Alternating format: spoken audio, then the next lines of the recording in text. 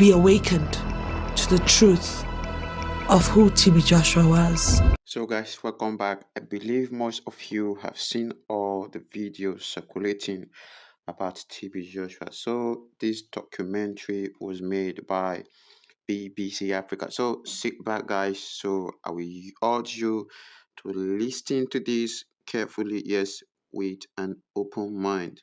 We are picking out the most disturbing points, yes, the pressure points, and yes, disturbing parts of this documentary, so we can both have this conversation and yes, contest without putting all of the documentary out here. So it's really shocking and yes, disturbing also. It looks like TB Joshua was not called of God or being used by God. But one question, yes, where were all these people when he was still alive? So some are even saying that he faked his own death and yes, he's been hiding, and yet God will always vindicate who is wrong, yes, and who is right. So some are asking, so why is he hiding or faking his own death?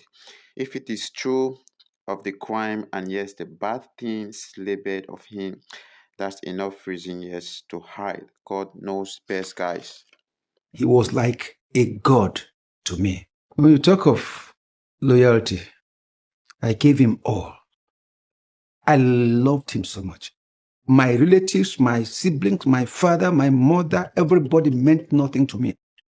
I lived there as one of the closest disciples, a loyalist to the core.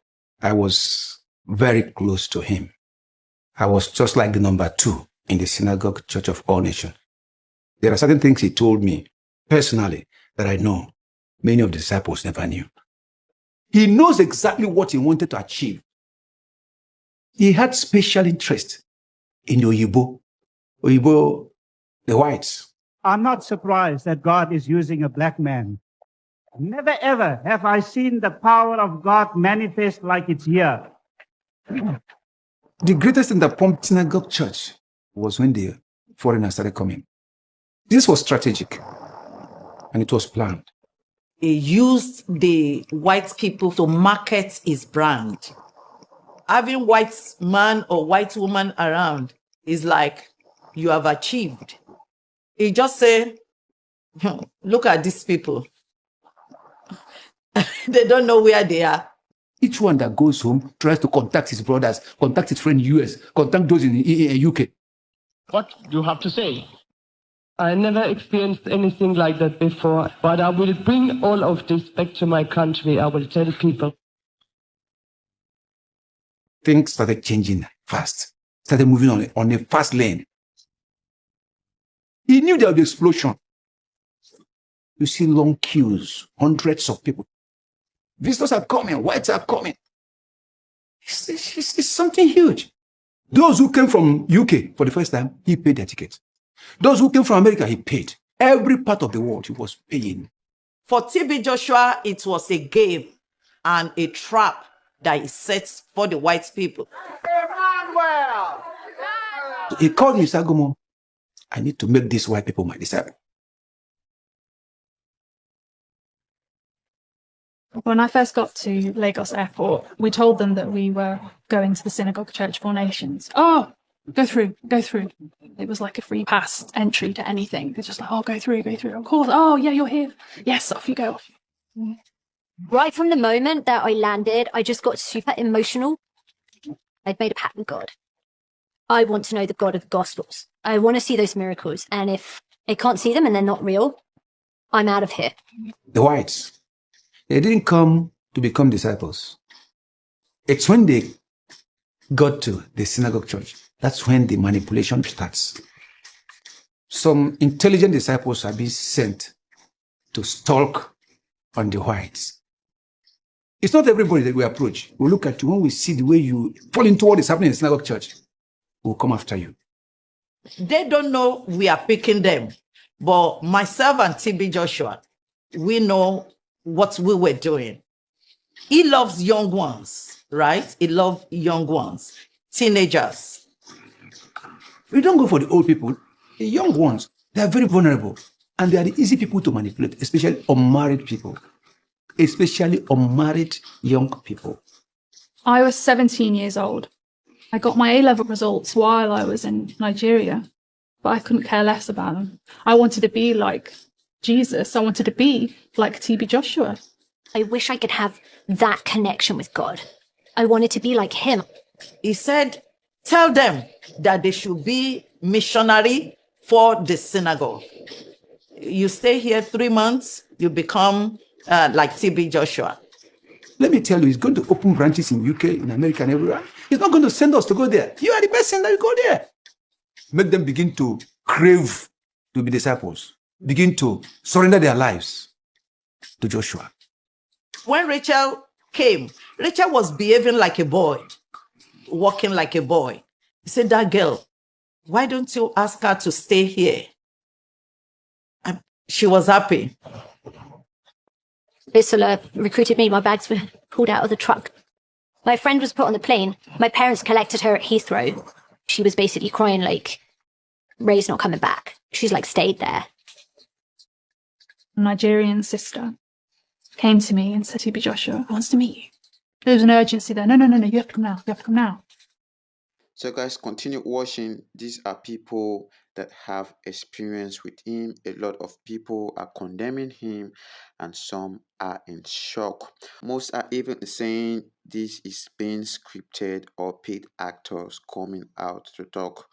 But one thing is sure, you can't pay everyone. These are people that have experienced TB Joshua, yes, expressing what they went through with TB Joshua. So guys, think of it, what is really going on here. So he preached kindness and love, so why so much atrocity? Wonders are really happening out there in churches, bad atrocities to say. So all in the name of God. So all his good deed was just to cover up his evil doings. So many questions are being asked right now, and yes, this is really sad. There are a lot of people, so-called men of God, doing this, yes, out there. So if this is true, we all need to be careful, and yes, we need to be careful with religions. And when I entered, the Nigerian sister kind of pushed me to kneel down. And immediately TB Joshua said, God's told me you're going to stay. You're meant to be here. You're going to stay with me forever. We were living on site in the church. When you live at the compound, you don't leave the compound. There's armed men at the gate with guns. There's a wall. There's barbed fencing. The windows are blacked out. The stairs were concrete. The walls were concrete. It felt like a labyrinth. You're told never to leave. You could get killed. You could get attacked. The outside of the compound is terrifying. The disciples were a group of about 100 at a time, from Nigeria, from the UK, from America, and usually quite young people. When I had this opportunity, I was like, this is what I've been looking for. This is a prophet who has been called by God. God speaks to him directly. He'll be able to guide me in how I can live my life. There were a male dormitory and a female dormitory. There was a culture of like nakedness in the room. It was good to be body positive and not have my clothes on. Just being completely naked in the female dorm room, my mind instantly went to Adam and Eve. I immediately thought, yeah, there's nothing wrong with that. I got taken by 2 women and they stripped me naked and they pushed me in a shower and turned the water on. And I remember saying something along the lines of, I can do it. And they were like, no, we're your sisters now. We're here to do this for you. I didn't really know anyone's last name, really their age. I was Sister Kara. I was Sister Annika. That was immediately encouraged to see each other as family. You can be tempted by your friends, father, mother, sisters. The kind of friend you are having, they are the one leading you to do evil. We try to persuade them to willingly separate from their people. who willingly stop that constant communication with their homes. You couldn't contact anyone outside. I didn't have my own cell phone. We didn't have really access to our own personal email. We didn't have our passports. They held them for us. Say my past is over. Your past is over now. Every relationship you have in this world, you have to cut them off. He makes sure you do that. You have no other family. Your family is TB Joshua. Jesus used to say to his disciples, leave your father and mother and join me. That's what we had all done. We had left our families. I suggest to any mums and dads out there who've got kids like mine, bring them to the Synagogue Church of All Nations and let the Lord move in them. When I first arrived, it was only a couple of days that I started hearing disciples calling him Daddy. We all called him Daddy. Everybody called him Daddy. He tried to look after us and, we would all call him Daddy. I thought it was a bit odd, but I brushed it aside. I dismissed it. I can't really look back and say that my childhood was really happy. And he seemed to be really caring towards me and different, like a really warm and friendly guy. He had this office, which had a cupboard in it, but I had a whole bunch of imported sweets. And he kind of used these as little treats for people, almost like we were kids. He'd always sit on a swivel chair, and sometimes he'd push off the wall and go, wee! And everyone would go, oh, he's so silly. We'd revel in that. Oh, silly Daddy. It's like you're in this kind of perpetual childhood state because he also treats you like a child. And he calls you a child. There was this kind of regression that took place. Just giggle like a kid and stuff. It was so strange. I want to be just like Prophet Joshua. Oh, you say you want to be just like Prophet Joshua. Glory be to Jesus. Hallelujah. I was 17, but I felt like a 12-year-old, I was very young in terms of understanding of the world. I remember just feeling like I feel at home. I felt these kind of warm sensations. It's just manipulation, just trying to manipulate them. And that's exactly the way Joshua does it. Brainwash them with good words, with love. This is diabolic, guys. Believe it or not, if this is true, it is really bad. Like I said, God knows better. Your pastor might not be different. Even so, his foster daughter came out to talk also. I stared myself in the mirror lots of times, and maybe I do look like him, maybe. For as long as I can remember, I have been raised as TB Joshua's daughter. I knew the child, Ajoke, right from birth. She's his actual daughter, his biological daughter, with another woman outside of wedlock. He doesn't seem to like her very much. She was kind of labeled the black sheep of the family. I was in primary school. I was made to move to the disciples' room. I didn't volunteer to be a disciple. I was made to join. Ajoke grew inside the synagogue, like an outcast. I think he wanted to keep her a secret. I don't think he wanted anyone to know who she was. The message about Ajoke was that she had terrible evil spirits that needed to be driven out. There was a time in the disciples' meetings, he said that people could beat her. Anyone in the female dormitory could just hit her, and I saw people just walking in, just slapping her as they walked past. Ajoke, little thing, you see somebody slap her. There was a particular time that I was very tired. I had slept a little bit too much. So he started shouting at her to get up, to get up, to get up. And there was another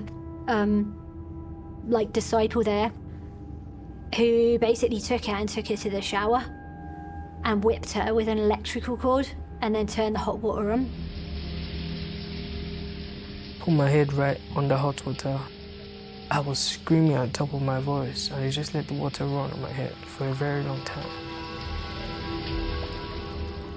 We're talking about years and years of abuse, consistent abuse that wasn't ending. He hated her, and he punished her for being born.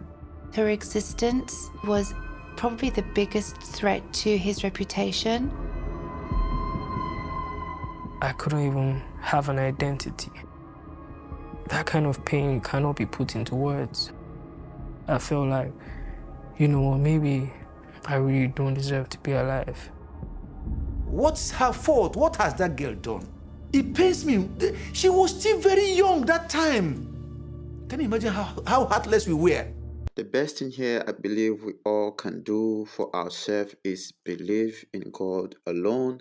Stop putting trust on mere men like yourself, running to them for miracles. You are endangering yourself.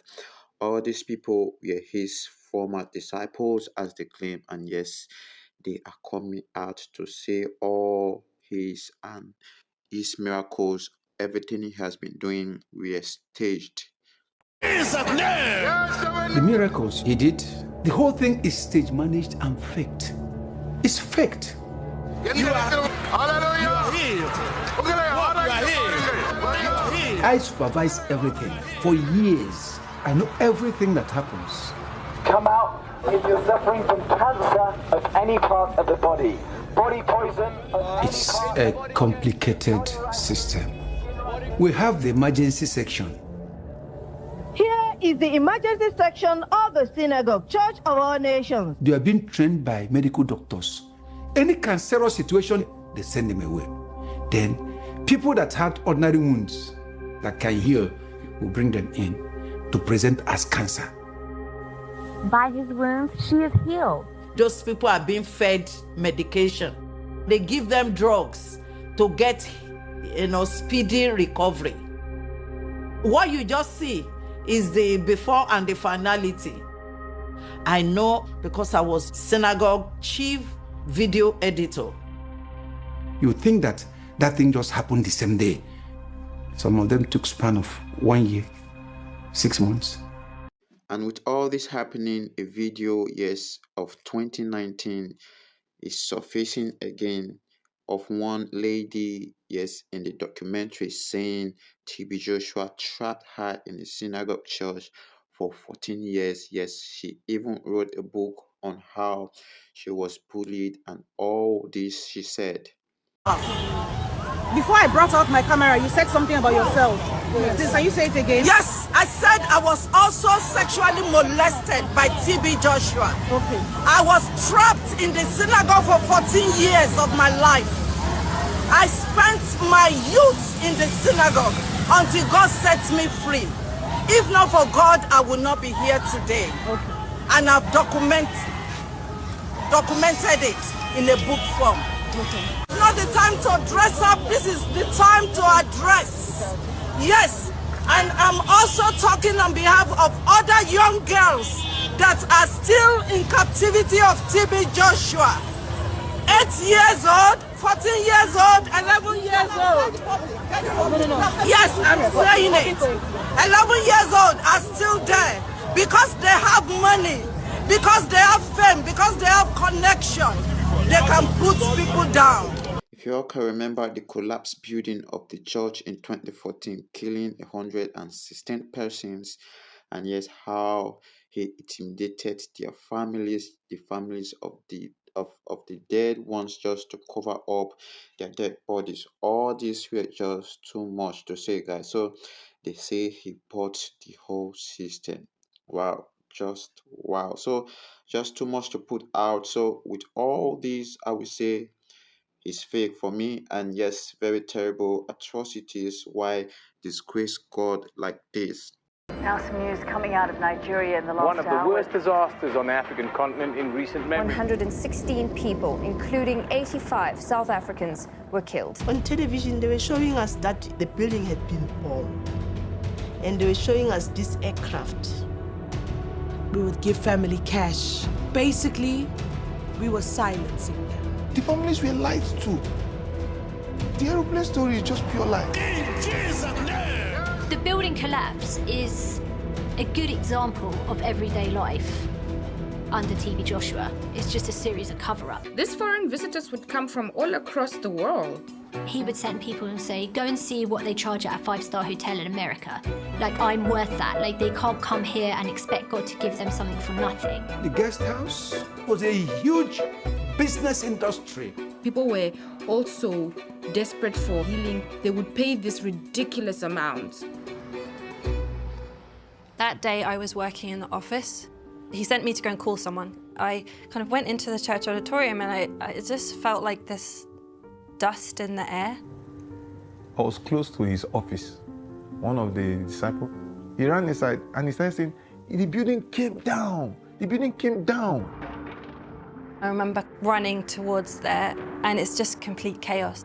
No one really understands what's actually happened. That was where 99% of the guests he had then were lodged. TB Joshua blocked the site immediately. He was trying to hide how brutal it was. Even the emergency units, they never allowed them to come in at first. So because of that, there were critical cases where people were trapped. I even witnessed one of the guests that came. He was trapped in the rubble there. He was holding his leg. A church worker like me told the guy that the only option is they are going to cut off his leg. They had to bring this chainsaw. Issues like that was not handled without TB Joshua's awareness. He's the one that gave that instruction. The next thing I will hear is, Emmanuel, go and take your camera. TB Joshua wanted me to film. He prioritized filming over rescuing people. Then they put in this halogen light. When I entered that hole, my God, you could hear people and their voices are fainting. Initially, the press weren't allowed to go in, but after a while tried to get things organized. The church was pulling out people, showing to the external media team that they are saving people. Then they hid the dead bodies. So when it was 8:30 to 9 p.m., they asked everybody to leave. That was when the real work was done. All the hands, the legs, the heads, scattered bodies. Oh my God. I can't count the bodies that was brought out. We got into a bus and there was like this smell. Someone told me that this bus is full of dead bodies and we're transporting them at night so that the press can't see during the day. The whole system was just to protect the image of the church and TB Joshua. He watched those tapes and I can tell you, I never saw an atom of compassion. He could see a man die and never feel it. Emmanuel TV, God with us. It was Sunday afternoon. TB Joshua came, it was a life service. I received a phone call that there was a jet here at the church, hovering around a building, passing over the building 4 times at a very low rate before the building collapsed. So we are going to show you the video. A strange aircraft flies over the building at the Synagogue Church of All Nations. 9 minutes later, the strange aircraft returns. This is the moment of the incident. On television, they were showing us that the building had been bombed. And they were showing us this aircraft. Don't be scared. You are not the target, I'm the target. I know my hour has not yet come. My daughter died in the place where I thought it's safe. Because the Bible said, bring your child in the way of the Lord. I made sure that they were always in church. I didn't know that I was taking them to church to be killed. That part I was not expecting. A delegation from this Nigerian church, they came, they pronounced my sister as passed on. I didn't have a chance to say goodbye to her. The instruction was I needed to assist in going around to these families within South Africa whose children, husbands, or wives had died at the building to go and give money, bags of money. We would tell them they mustn't speak to media, they mustn't give reports on anything. Basically, we were silencing them. When they came, we asked, why are you giving us money? We were told it's a gift. I said, no, this is not a gift. You are trying to buy our silence. When we refused taking the money, he started threatening us. I'm Prophet Joshua. I know you. I know whom you are. It says, if you focus on what you have lost, you might lose everything. Now he's threatening me that my whole family will go down, the same way my daughter went down. You start asking questions. What are you hiding? What really happened? I can tell you the honest truth. On the 12th of September, somebody working in the maintenance department went to that guest house. As he was there, he realized that that building was unstable. It was shaky. They told us then that, don't say what you know. He knew that there was something wrong with the building, but they were managing it. There was no plane that dropped bombs. It was structural failure. Families suffered a huge injustice because it came out later that actually floors were added without permission, so it was obviously a structural error. It's difficult for me to put my hands on the number of people that lost their lives. He has a lot of blood in his hands. The death of people doesn't mean anything to him. The coroner found that TB Joshua must be criminally liable for whatever happened there. He kept on skipping court. The whole case was postponed over and over again. It's like he's been protected by who, I don't know. He would give me money. Me personally, he said, drop it in this person's car. He bought the whole system. He never even set his foot in court to come and answer for what happened. No one has been arrested. All we hear is lies and more lies. My daughter was buried alive. The pain is too much. I pity the church members and yes, those citing all of these. And well, we don't know who's right and who's wrong from now. Well, we just hope he's faking his death and one day he will come out or answer to all of this. So that's it, guys. What do you think about this?